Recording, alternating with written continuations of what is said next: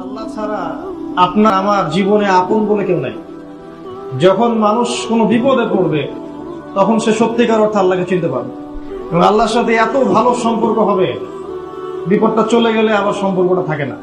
আল্লাহ এটা অনেক আফসোস করে বলেছেন সূরা ইউনূসের মধ্যে, যে মানুষকে যখন বিপদ স্পর্শ করে মানুষ খুব কায়মনোবাক্যে আল্লাহকে ডাকে, আর যখন আমি বিপদটা সরিয়ে দেই সে আমার সাথে শিরক করে, আমাকে ভুলে যায়। মাররা কাআল্লাম ইয়াদউনা ইলা দুররিন মাস, সে এমন ভাবে হেঁটে চলে যায় যে কখনো আমাকে ডাকেই নাই।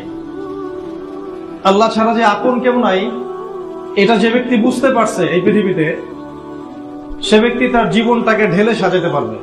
যদি সে আল্লাহকে আপন করতে না পারে, তার জীবনকে ঢেলে সাজাতে পারবে না পরকালের জন্য। আমরা যে ভুলটা করি, আমরা আল্লাহ ছাড়া অন্যকে আপন মনে করি। আমরা আমাদের স্ত্রী সন্তান, আমাদের পিতা মাতা, আমাদের আত্মীয় স্বজন, বন্ধু বান্ধব, পাড়া প্রতিবেশী, অফিসের কলিগ, আমাদের বস, সবাইকে খুব আপন মনে করি। সম্পর্ক একটা জিনিস, আপনত্বটা আলাদা বিষয়।